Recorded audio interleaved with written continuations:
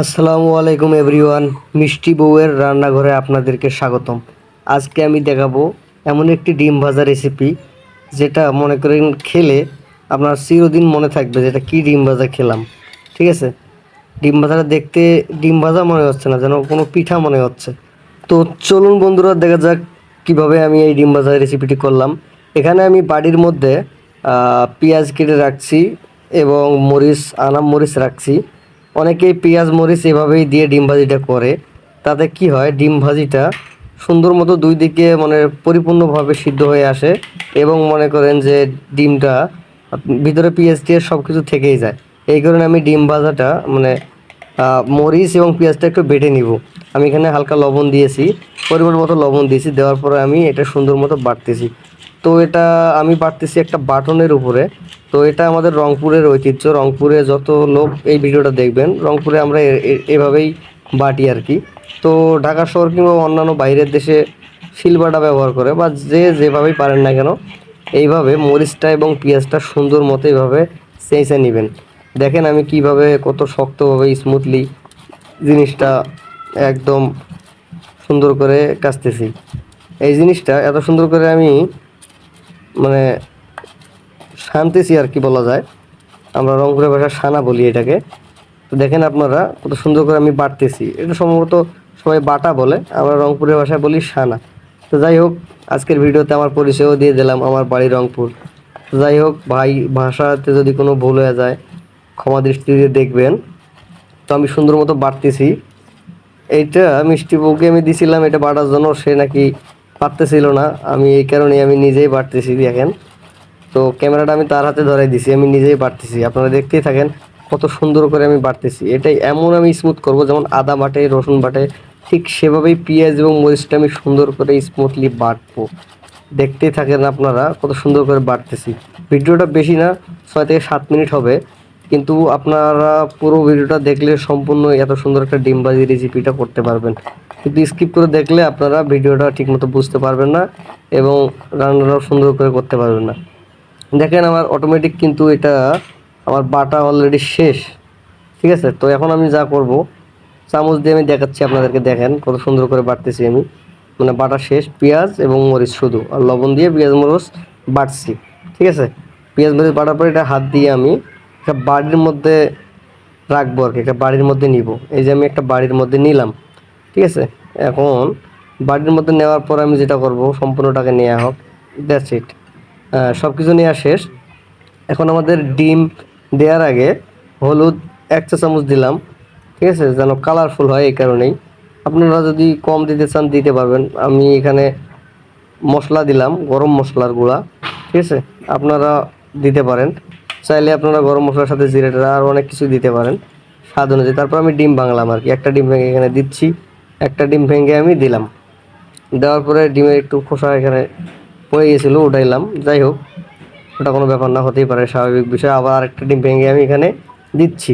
ঠিক আছে, 2টা ডিম আমি এখানে ভেঙে দিচ্ছি। এরপর আমরা কিন্তু রংপুর শহরে হাতের আঙ্গুল দিয়ে এভাবে ঘুরাইয়া এটা মিক্স করি, কিন্তু আমি এভাবে করলাম না। একটা চামচ নিলাম, নিয়ে এভাবে চামচ দিয়ে সুন্দর মতো এভাবে লাড়তে থাকলাম।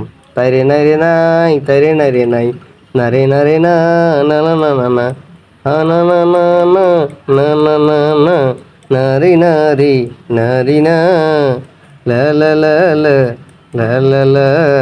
আমার ডিমবাজি হবে রে সুন্দর রে, এই ডিমবাজি দিয়ে ভাত খাবো রে।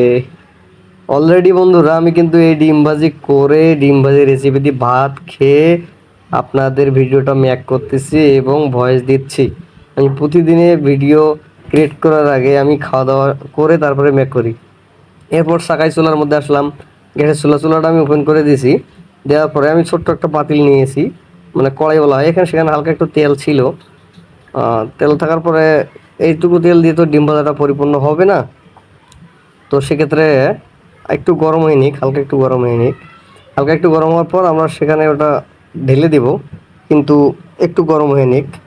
আর একটু আমি তেল দিলাম, ওইটুকু তেল দিয়ে সম্ভবত ডিম ভাজাটা পরিপূর্ণ হবে না, তো তাই আর একটু তেল দিলাম। তো তেলের পরিমাণটা একটু বেশিই হয়ে গেছে। যাই হোক, বেশি না হলে আবার জিনিসটা নিচে লেগে যেতে পারে। ডিম ভাজিটা নিচে লেগে যেতে পারে, এই কারণেই একটু বেশি করে তেল দিলাম। তো অনলি 1 থেকে 1.5 মিনিট একটু জাল দিবেন। জাল দেওয়ার পরে একটু হালকা তেলটা গরম হওয়ার পর, মানে একটু গরম হলেই আর কি ডিমটা ঢেলে দেওয়া উপযুক্ত হবে আমি মনে করি। তো দেখেন আমি জাল দিচ্ছি, সুন্দর মতো জাল হচ্ছে। হওয়ার পরে আরেকটু হোক, তারপরে আমরা ডিম ভাজিটা দিই। ভিডিও একটু লং হবে কিন্তু আমি বিস্তারিত দেখানোর চেষ্টা করি আর কি। মানুষ ডিম ভাজে পেঁয়াজ মরিচ আনাম রেখে, এই যে দেখেন আমি ডিমটা সুন্দর মতো বেটে নিয়ে এভাবে ঢেলে দিলাম। মনে হচ্ছে এটা কোনো ডিম ভাজা নয়, যেন কোনো পিঠা ভাজতেছি আমি। কি বলেন বন্ধুরা? পিঠা ভাজার মতো কত সুন্দর দেখেন, অনেক সুন্দর করে এভাবে হচ্ছে। মানে তেল একটু বেশি হয়ে গেছে, আপনারা আরেকটু তেল কম দিবেন। আমি যে ভিডিওটা দেখাচ্ছি বলে আমার যে ভুল হতে পারে না এমন তো নয়। একটু মানে তেলটা একটু হয়তো বা বেশি হয়ে গেছে। আর ডিমটা এত সুন্দর করে স্মুথলি আমি করে নিছি যে ডিমটা দেখেন। তারপরে আমি ঢেকে দিব, ঢেকে দেওয়ার পরে 2 থেকে 3 মিনিট সুন্দর মতো আর কি ঢেকে দিয়ে রাখবো। ঢেকে দিয়ে রাখার পরে আর কি আমি মাঝে মাঝে আবার একটু দেখি, আমার ঘন ঘন না দেখলে ভালো লাগে না। একটু দেখতেছি কেমন অবস্থায় আছে, আবার একটু দেখি কি অবস্থায় আছে। হ্যাঁ, আমি একটু চারিদিকে একটু লাড়াচাড়া করে দেখলাম আর কি, যে নিচে আর কি লেগে যাইতেছে কিনা। এভাবে একটু হালকা করে আপনারা লাড়া দিয়ে দেখতে পারেন। ঠিক আছে?